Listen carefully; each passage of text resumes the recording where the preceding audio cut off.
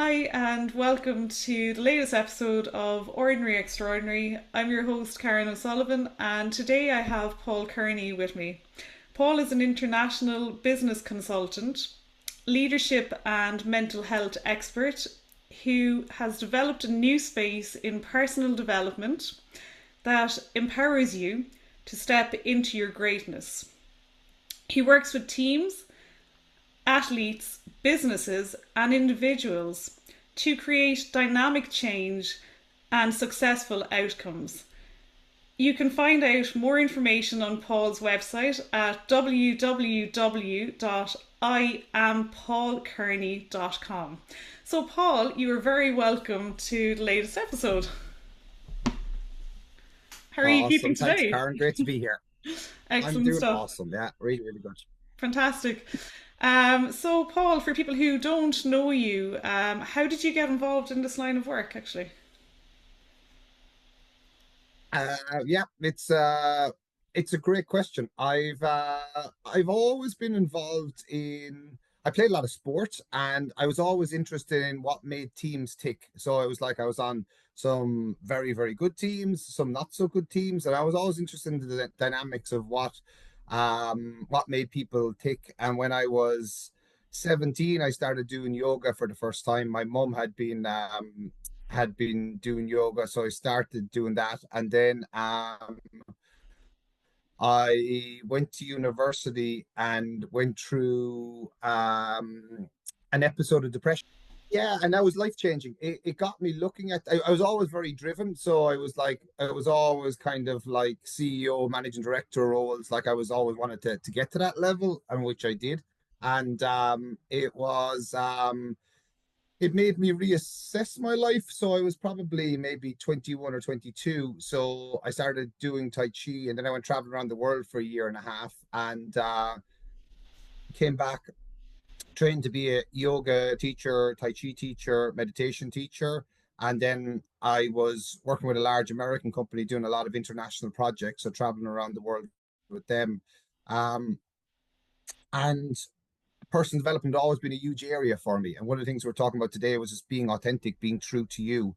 And so I studied meditation with the Dalai Lama over in India, Oh, wow. over in Dharamsala. And he says one of the hardest journeys you make is from your head into your heart. And it's like that willingness to go on that journey and that willingness to be true to you, because they say one of the highest frequencies is when somebody's just being authentic and just being themselves. And it's kind of that's a lot of what I work with, is like working on a soul level with people. Hmm. Like I work with CEOs, managing directors, in terms of what they really want to achieve in life. And it's like I've worked with people often now who've been super successful in a business sense, but maybe their relationship's not great, or maybe there's some other body that they want to work with. So it's kind of just looking at individual areas and seeing what you'd like to improve and what you'd really like to create with your life.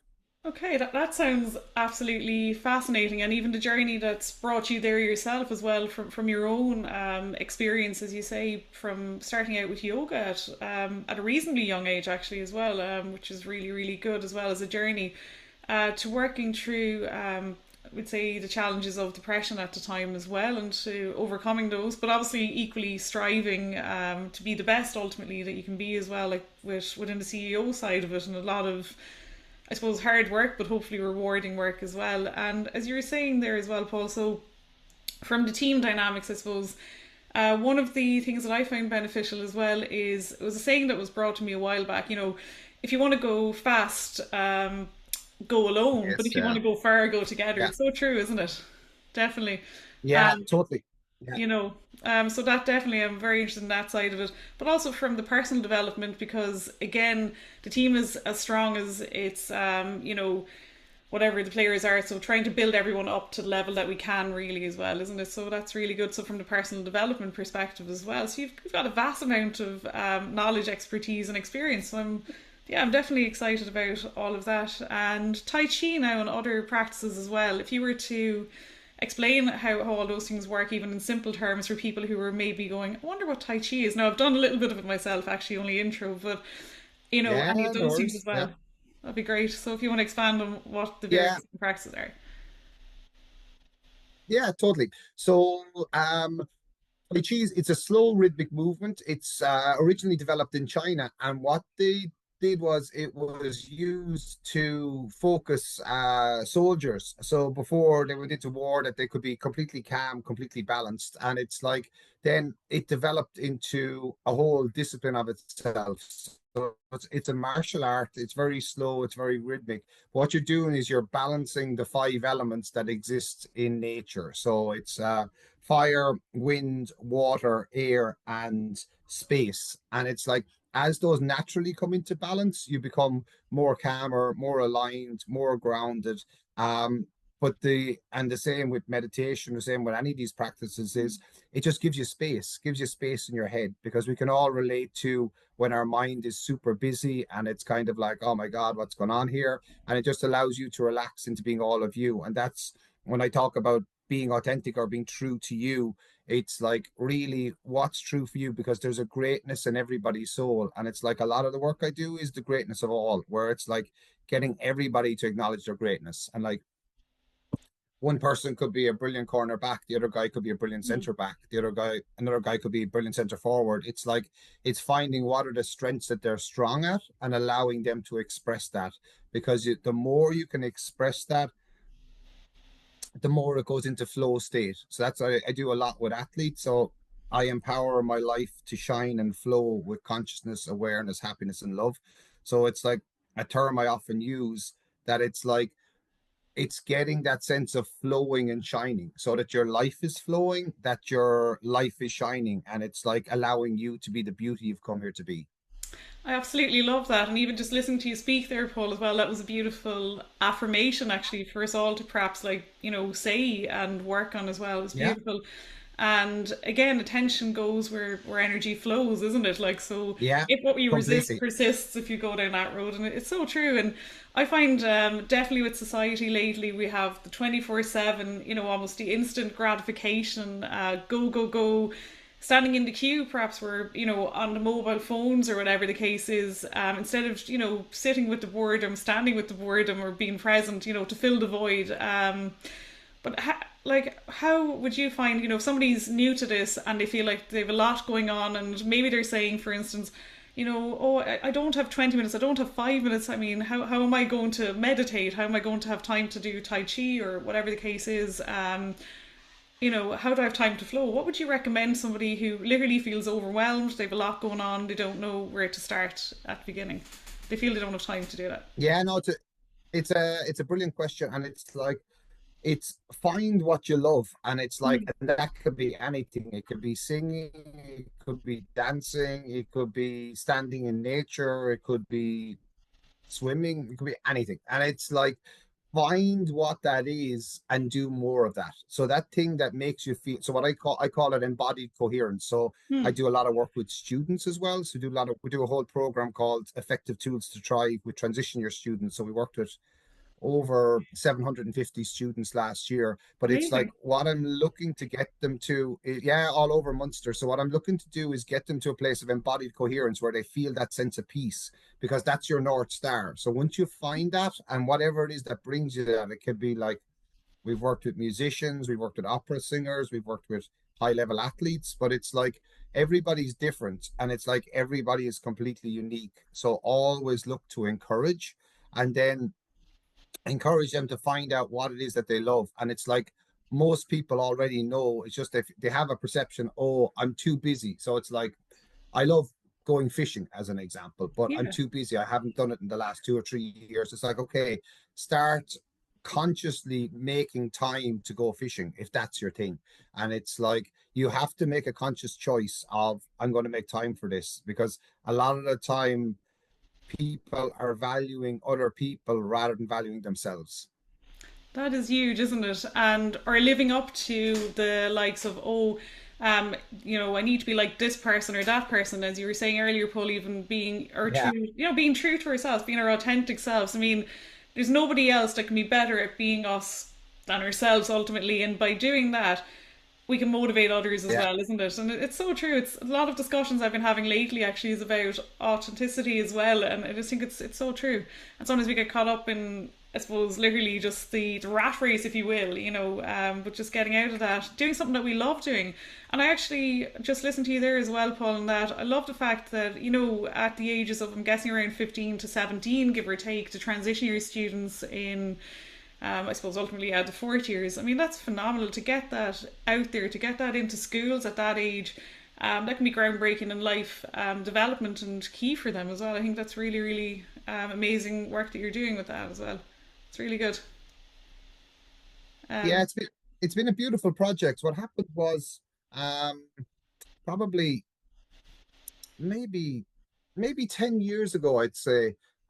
So I was managing director for an American company and I was asked to do work with schools. So I went into a couple of schools and it wasn't the timing, just it wasn't the timing really. And then I was doing work actually with a company in Cork, as it happens, and brilliant. one of the directors was like, she was like, Paul, yeah, I was doing work with like boards of directors, and she was like, you have to get this work into schools, and she was just so adamant on it.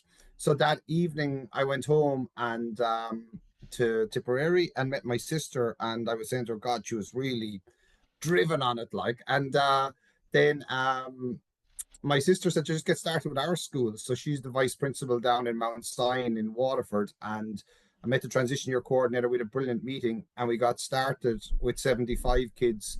And the kids just got it like straight away. And like we great successes. We were working with brilliant kids and a lot of them from tougher backgrounds in one way, but they just flew it, absolutely flew it. And then the word spread. So we went from one school to five schools. We worked with 750 kids last year. And then this year we're going to 12 schools. So we work with around 1,500 kids. Wow, that's remarkable. Yeah. And yeah, and it's been very easy. It's been beautiful. And the kids are awesome. They're just awesome. And they're ready to receive it, they're ready to go. And it is a lot of like life skills, mindset training, um opening things up for people. So I have a whole team of people that we work with, and yeah, it's great fun.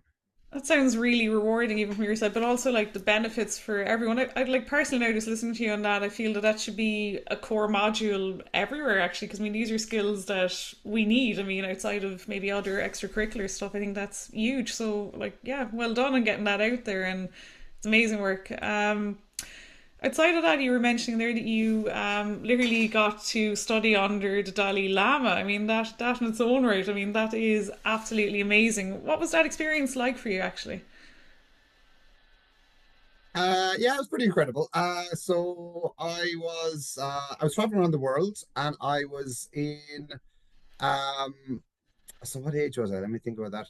I was probably 23, 24.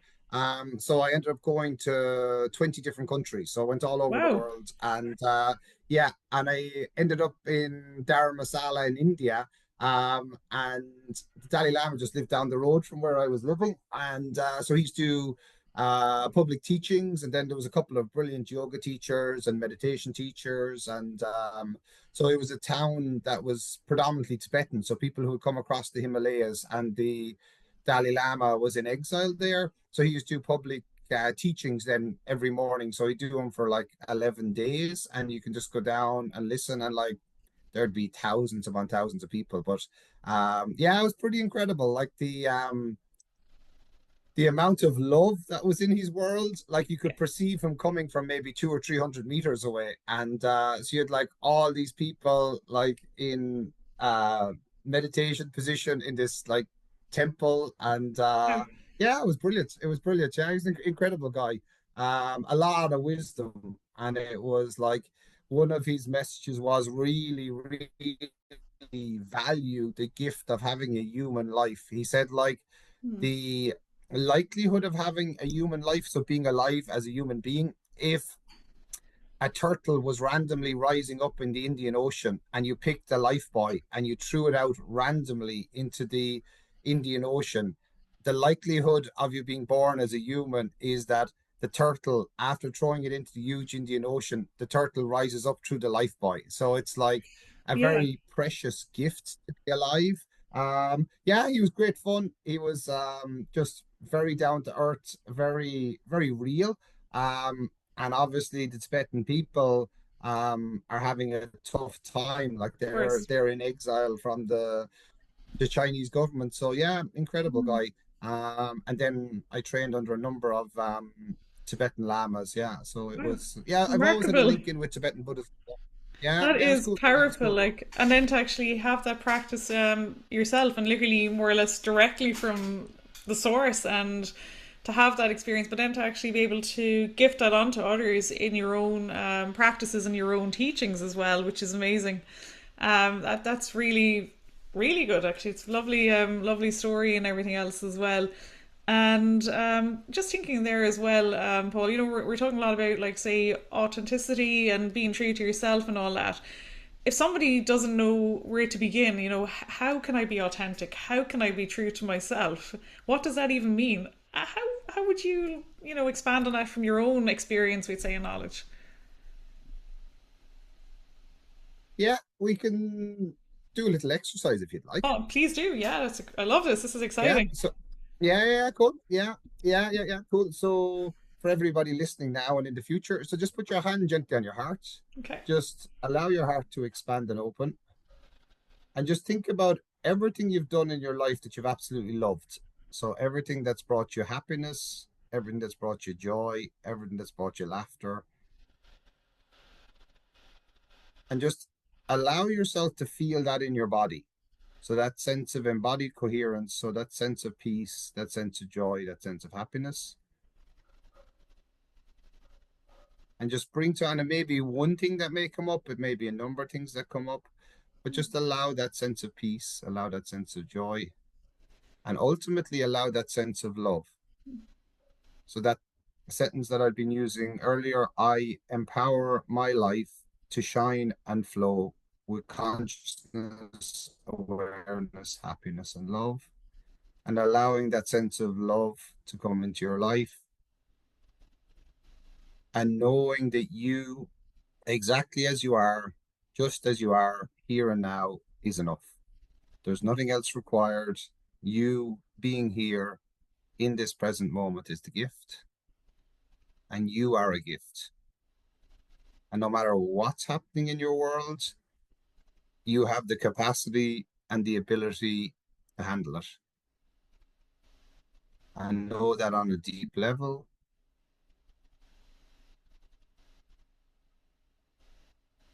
And then just tapping into your soul, allowing yourself to expand bigger than you've ever been before, tapping into the earth. What would I like to create now? Not from the mind, allow it to come from the heart. So, what does your heart truly desire? Because the Tibetan Lamas say the intellect of the heart is around 100,000 times more than the intellect of the mind. So, it's vastly superior. It's a different type of intellect. So it's what we call in the West like EI, emotional intelligence. So Yeah. just tap into that, allow that to open. And maybe just sit with that question, what would I like to create with my life now? Mm. And just allow that to open. Because Leonardo da Vinci says it's Mm. like if he was given a problem to solve, he'd spend 90% of the time asking questions. So I lived in Italy for a number of years, very close to Yeah. where Leonardo da Vinci lived. And Amazing. him and Machiavelli went down one day to watch a lady washing clothes, and so Leonardo da Vinci just stood there for like 2 or 3 hours, just studying her, like, and just watching. And he came back and he said to Machiavelli, Machiavelli was kind of his assistant. He said, "What did you learn?" And Machiavelli was like, I'm not sure really. And it was like, I saw her washing the clothes, I saw the clothes getting clean, but I'm not sure what I learned. It was a little bit boring, if I'm honest. Yeah. And then he asked Leonardo da Vinci what did he learn, and he said, "There's so much unknown. How does the soap interact with the water? How does the Wow. Yeah. water interact with the lady's hands? How does the sunlight pass through the water to make the difference in the color?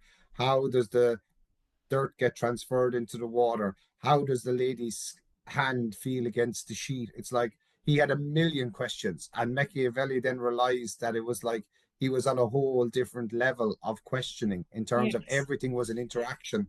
Yeah. And what interaction and change did that make with something else? That is incredible. And it's true, like, I mean, do we look at something from a superficial or a surface layer, oh yeah, it's a nice day outside, but what does that actually mean? Oh, look, the grass is green, people are happier, Yes. I hear the birds, whatever the case, you can deep Yeah. dive into it more. It's true, isn't it? It's about more a Yeah. conscious awareness, I suppose, really, isn't it? And at times we don't fully tune into it, maybe, or, for whatever reason, or we're answering with the mind, because as you were even saying there, with that beautiful exercise, it really kind of got me thinking first, and it got me out of my head of, okay, what do I want? But going from the heart for it, what are the things? And Yeah. I suppose ultimately, if we're being fully present, or intuition, if you will guide us anyway, won't it? Like, I mean, it won't put us wrong, as in we know. Maybe we don't realize we know, but we know if we trust, I suppose. But it's learning of just being present. So that's a beautiful exercise. It's getting me, like a lot there. So I must actually work on that a bit more. But it's beautiful. I feel nice and zen after that myself. So Yeah. it's remarkable. So thank you so Yeah. much for Well, that. a lot of it is unlearning. So it's things like Mm, society tells us we have to be a certain way, or our family yes. tells us we have to be a Yeah. certain way, or our boyfriend or a girlfriend Mm, or a partner. It could be anything. And it's yes. like, but it's like the more that we can strip that away and get back to the essence of who we are. And Yeah. it's like ultimately it's like conscious awareness. So I'm reading a brilliant book at present from Mm, a fantastic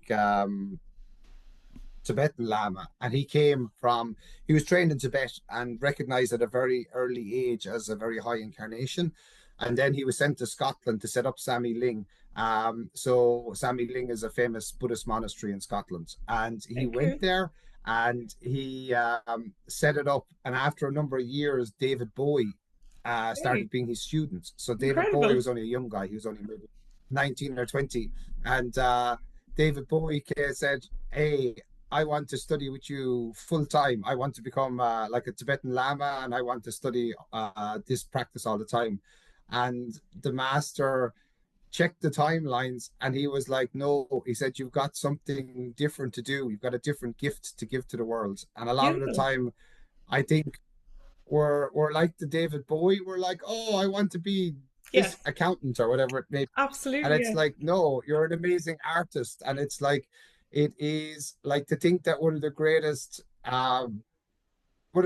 musicians of the 20th century comes to you and says, "Hey, I really want to study with you." And he's like, "No, that's not what your calling is. That's what you're," because Yeah. everybody has a soul mission and Mm, everybody has something that they want to express into the world. And the more that you can tap into that, um, the more it can open up. And not to say that it's necessarily easy, but yes. it's like there's a peace in it, there's a joy in it. Absolutely.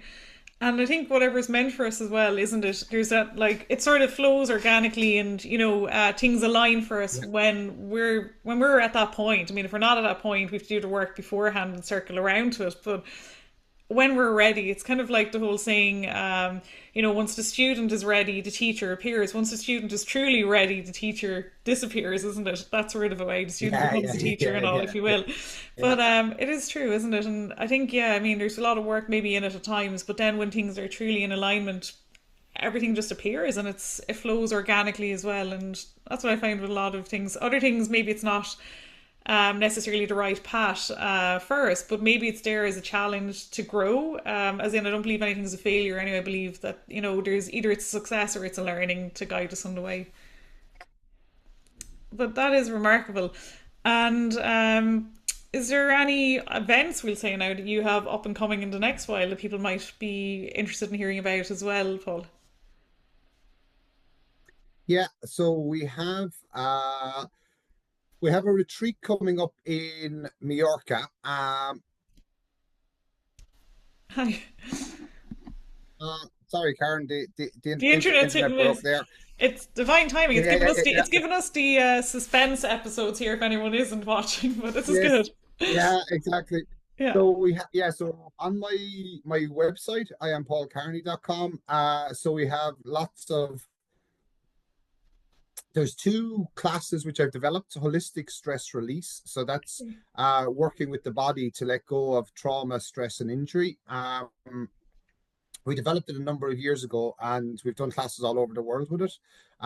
So holisticstressrelease.com. Okay. And then the other one is called the earthpoints.com. And the earth points is just 6 points in the body, gently held, allows the mind and the body to completely relax and just be deeply in connection with the earth, because we're an extension of the earth.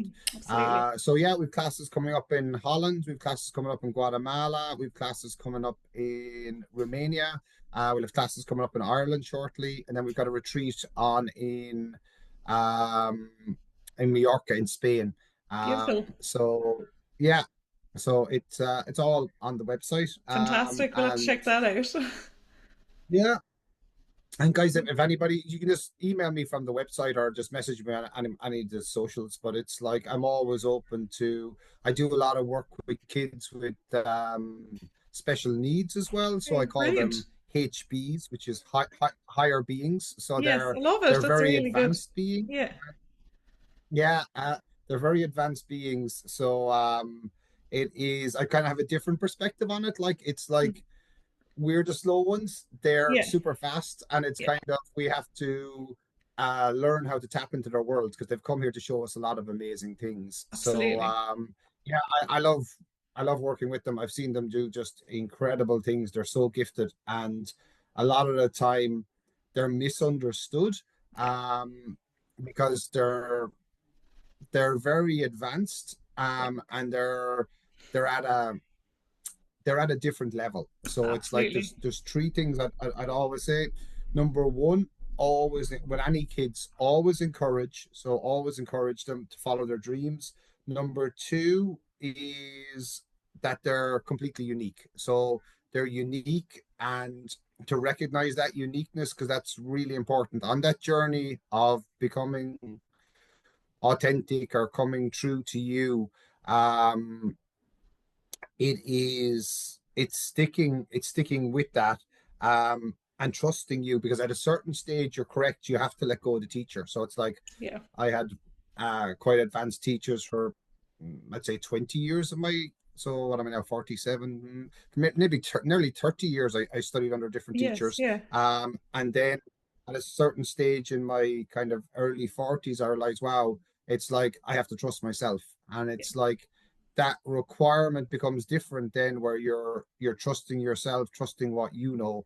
And that's part of the journey as well. It's like it's great to have the support and the guidance, but at a certain stage you do need to deeply trust yourself and what you know. Absolutely. That is beautiful advice there as well. And even zoning in on that, and it's true. I mean, definitely from my own side, I did a lot of voluntary work with an organisation known as Surf to Heal. So again, there's Oh yeah, yeah, yeah, yeah, yeah. you might have heard of it as well. It's fantastic. So at the time, Yes, gifted children. I mean, it got us thinking. Maybe some people were verbal, others non-verbal, but we all learn in our own way, and it was just to appreciate that and to yeah, work with it. And I think I gained more than than the children did. yeah, You know, I think all the volunteers, yeah, that energy, it just uplifted us. There was just such a great sense of teamwork, I suppose, dynamic, community, fun, laughter.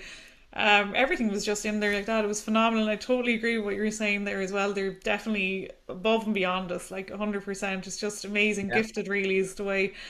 And even at that, even your approach there to stress management and all that, Paul. I love that the actual terminology mentioned there that's on your website, like the holistic approach. I mean, I haven't heard of that approach to stress management before, actually. So, how does that operate differently to your standard, the standard programs that are out there? Because that sounds really just it's luring me in, even with the word, to be honest. yeah, yeah. So holistic stress release. So Mm, it's like I designed it to release stress and injury and trauma from the body, because working with people over a 20, 30 year period, um, I noticed a lot of the time something happened in their life where it got locked in, and it got a conclusion happened, or something where it got it got locked into their body, and it's Yeah. like it's learning to unlock that. So it's very much body based, it's participant led, and Mm. it's like what Leonardo da Vinci was saying, it's from a place of genuine curiosity. So I often talk about radical kindness, radical curiosity, and radical creativity, so that everything is open. All possibilities are open, because a lot of the time society will say you can only go this path, you can only Yeah. do this thing, but everything is Yeah. open. And it's like, I had an incredible grand aunt. She lived till she was on 103 and a half. Remarkable Uh, age, yeah. yeah, she was a nun over in the UK, Stoke-on-Trent, and she was just a powerhouse of a woman. She was principal of a school. She spoke numerous different languages, but every year she'd learn something new. But she was Amazing. always even when she was 100, she was still curious about people. And it's like she was like pen pal with Prince Charles. She was like, she had Phenomenal, friends yeah. all over the world. Yeah. She was a bit like Forrest Gump, just had an incredible life. But she was just always curious, and it's like open to learning new things. Hmm.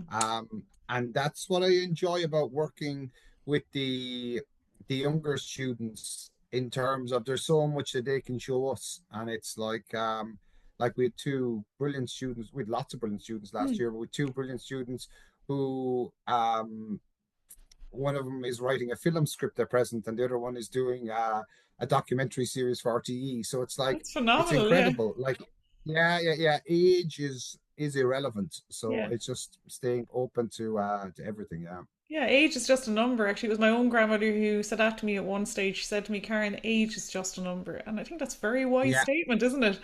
I mean, you Yeah. can Oh, be, it's so true. isn't it true? Like you can be Yeah. young, you can be 10 years old and aged, if you will, or you could be in your hundreds and Yeah. have the inner child, have the actual curiosities you were mentioning there and things like that, which is so true. And it's interesting actually from the body approaches you were saying about holding on to various different traumas and stuff. It was in like a few months ago, a friend of mine actually, I was blessed to experience kinesiology, actually, that practice.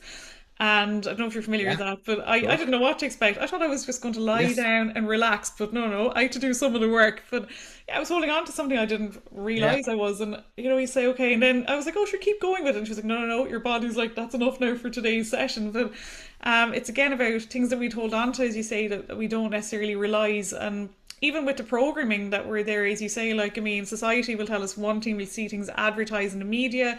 We should atone to be like such a thing, this particular career, this particular whatever it is, as an example.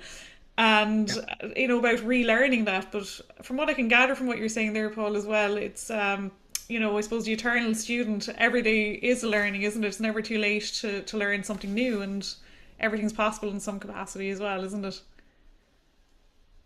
Yeah, and also unlearning, because it's Mm. like we learn things that may not be true for us. It's like there's something that could be true for me that may not be true for you, and vice versa. And Yeah, it's like unlearning, yeah. it's un it's unlearning it and allowing that unraveling of that moment, because it can be Mm. intergenerational, um it can be from lineage, from Mm. family, it can be from cultural conditioning. It's like I've traveled all over the world numerous times at this stage, and the it's like the more I see of the world, the more we're all the same. Like, everybody wants to be loved, everyone wants to be cared for, everyone wants to be protected.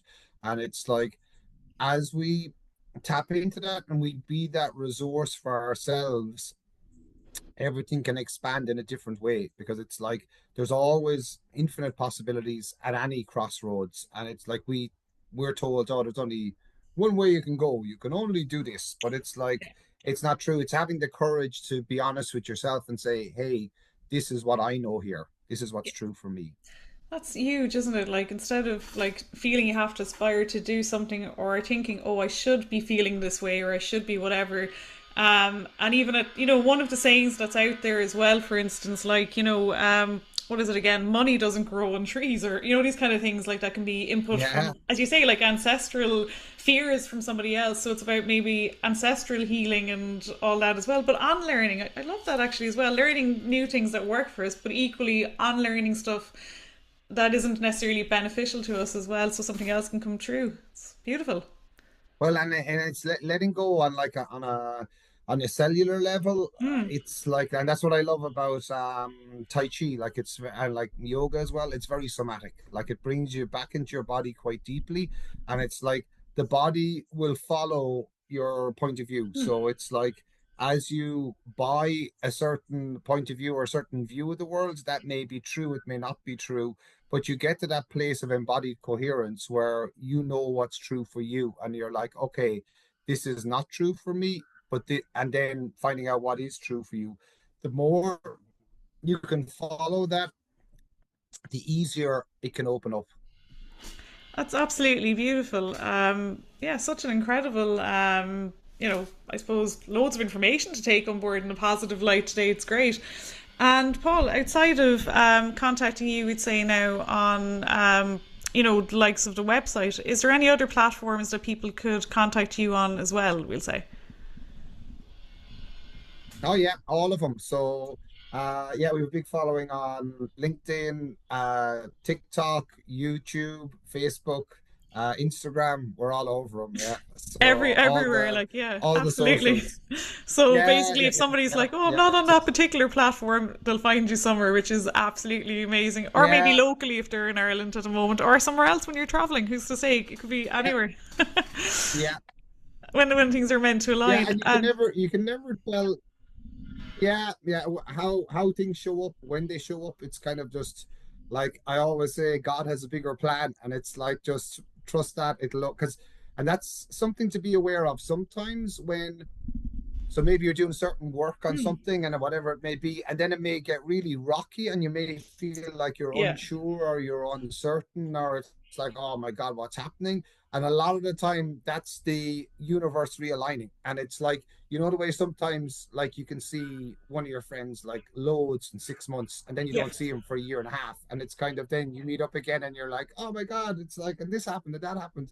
But it's like it's knowing the times for the alignments yeah. and for the realignment. And it's like it's being willing to let go of everything that you think you are so that something new can show up. So that the true authentic self, the true you, the true beauty of your soul. Like I'd call it the beauty of the soul, probably. Hmm, It's I like like the that. divine because yeah, it's not necessarily becoming more divine, it's becoming more human. And it's like that's the journey in life. And because as you become more human, you're kind of like, hey, that isn't really true for Hmm, me, or that I don't really believe that. Or you can follow somebody for years and think they're awesome, and then you're like, they're not so awesome anymore. It's like always trust what you know, what's yeah. true for you. I love that. That's really good advice. And as you say, there's times where people might say, "Oh, this is my plan," but in actual fact, for instance, God's plan could be way better. It's over here. It's like, "Oh, I want such a Yeah, thing," and it's like, well, actually, you deserve this instead, and it's better for you. Instead of restricting. So it's actually very true. And yeah, even with timelines, instead of feeling like we should be a certain place or we didn't see somebody in a particular amount of time or anything else. I suppose in a way, time, even though we perceive it that way, time isn't necessarily linear either. So again, I suppose everything in divine timing, what's meant for us won't pass us by, and all that as well as you say. So that's very true. And sometimes, and I don't know if you feel this yourself or if listeners feel it, but as you were saying there, for instance, we see friends for a lot of time, and there's other friends, for instance, it's a year and a half as the example, we didn't see them. And yet, it's like when we meet up again, we just pick up exactly where we are. Oh, it's great to see you. So this and that, and yeah, it's as if there wasn't that gap in time as well. In the sense of, as Einstein said, at time's an illusion, isn't it? So ultimately, yeah, a bit of a science quote yeah. there, but it's true, isn't it? And Yeah, and also all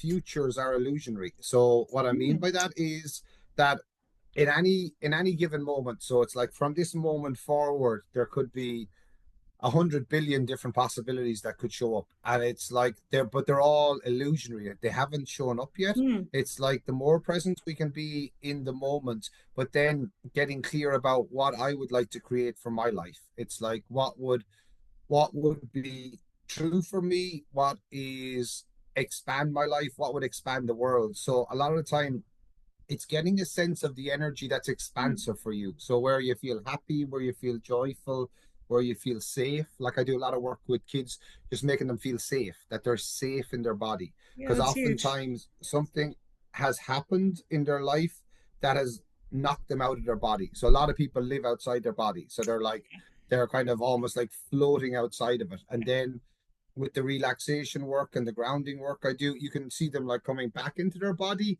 And then it's that fully embodied where they're really present, they're strong. Because once they have that for the rest of their life. And it's like they know that sense of, okay, that's my North Star. That's where I feel true, I feel safe. And it's like, society can often try and knock that out of us, not to make society wrong, it's just it is Yes. what it is. But it's like it's getting back to that sense of, I call it embodied coherence, but it's like there could be any number of terms used on it, but it's like that sense of where you're really strong, really powerful, you're directing your life to where you want it to go. Yeah, it's true, isn't it? Instead of being like a secondary character in your own life, you should be the lead role Yeah, and the director in the whole thing, as you say, the whole cast ultimately. So true. yeah. Yeah, absolutely. Paul, is there any key points you'd like listeners actually, or anybody viewing today's episode, whenever they're listening or viewing, to take from today? Any key points? Trust yourself. It's like I spent a lot of my life trying to be the good student to different masters, which is fine. There's nothing wrong with Sure, that. of I course. learned awesome things from them. But there is a period where you'll get to where you just have to trust you. You have to trust what you know. And it's like trusting your gut feeling, trusting your intuition, whatever term is true for you. Absolutely. But it's like look to get to that as quick as you can, where Yeah. it's like if you don't feel empowered, if you don't feel heard, if you don't feel engaged, and there's a lot of brilliant people in the wellness industry.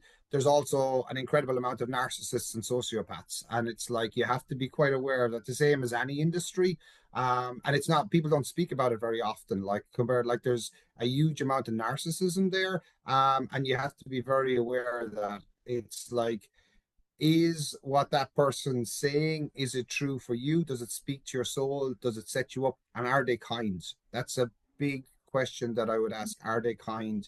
Because um I've worked with incredible teachers, I've seen incredible masters and the whole lot, but it's like, are they kind? If they haven't got that base level of kindness, I'd start asking more questions because there's something missing, that it's like they're not who they say they are. Yeah.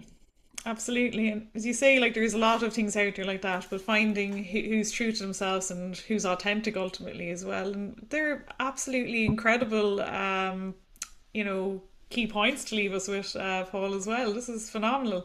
Thank you so much for your time today. I truly appreciate it, and I'm after learning so much. I'm definitely going to put a few bits into practice, and I've no doubt that this will 100% resonate with people either listening or viewing as well. I feel like I'm after gaining a lot of knowledge from today, so feeling totally grateful for it as well. And yeah, just a reminder as well to everybody who's listening at the moment that you're all truly extraordinary in your own unique way. And yeah, until next time, stay extraordinary.